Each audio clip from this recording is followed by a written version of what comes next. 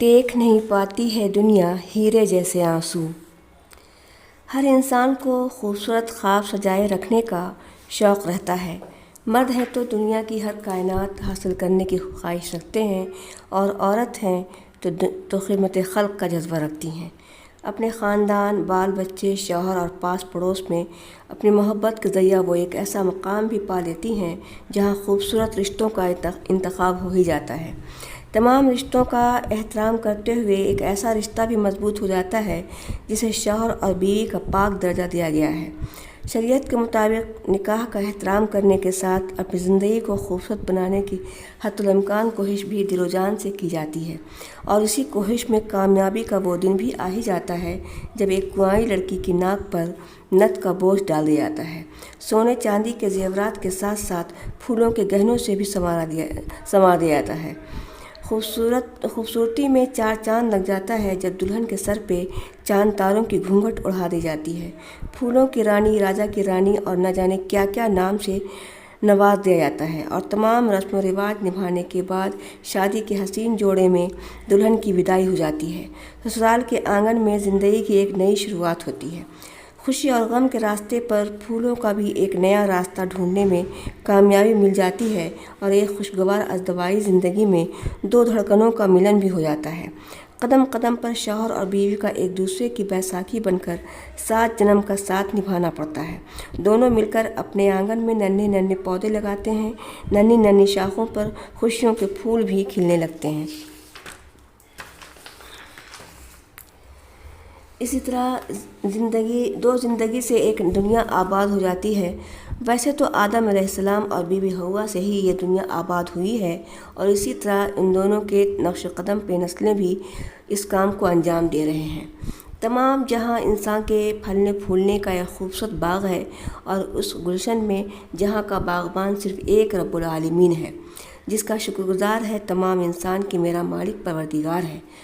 اس وقت مجھے ایک دردناک واقعہ بھی یادوں کے جھروکے سے جھانکنے لگا ہے۔ وہ دردناک واقعہ ایک خوبصورت جوڑے پر مبنی ہے۔ ایک نئی دلہن اپنے دلہا راجا کے ساتھ زندگی کی شروعات کرنے ہی والی تھی کہ اچانک قدرت کی قہر ان دونوں پر ٹوٹ پڑی۔ یہ بھی شاید نیک بندوں سے آزمائش قدرت لے رہی تھی۔ مہندی کا رنگ پھیکا بھی نہیں ہوا تھا کہ اچانک ایک زبردست طوفان امڑ آیا۔ طوفان ہوا کے جھونکے نے ان دونوں کا خوبصورت آشیانہ اڑا دیا، جسے محنت و مزدوری کے پیسوں سے کتنی مشقت سے ایک ایک تنکا اکٹھا کر کے بنایا گیا تھا۔ شادی کے قبل ہی ان دونوں نے اپنے بچوں کا مستقبل سنوارنے کا خواب بھی دیکھ لیا تھا۔ ازدواجی زندگی شروع کرنے سے قبل ہی شوہر دن میں محنت کی سخت دھوپ میں ایک ایک پسینے کی بوند کا معاوضہ لیا کرتا، اور رات کو وہ اپنے خواب گاہ پہنچ جاتا۔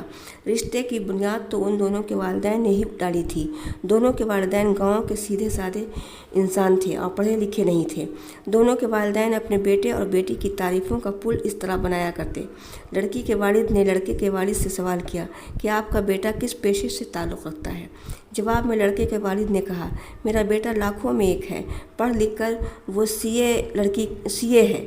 لڑکی کے والد نے سمجھا کہ لڑکا سلائی کا کام کرتا ہے۔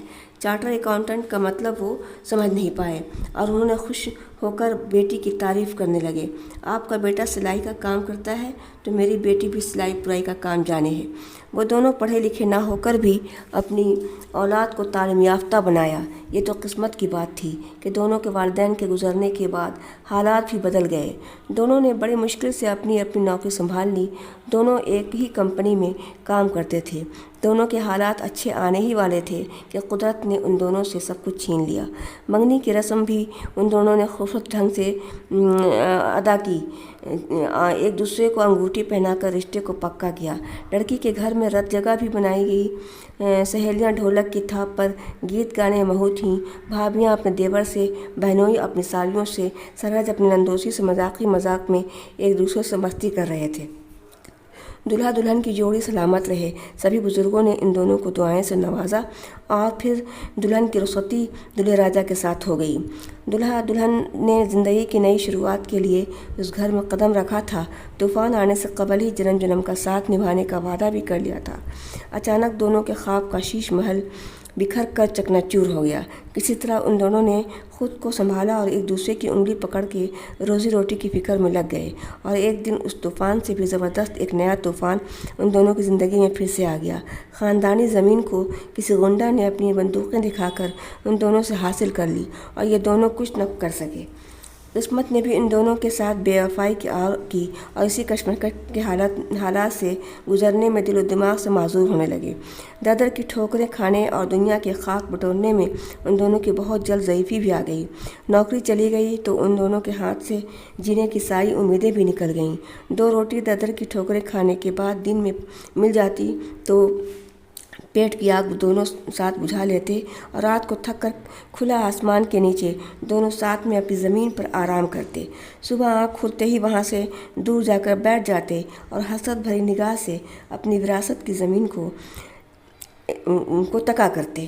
ایک دن ان دونوں نے آخری سانسیں بھی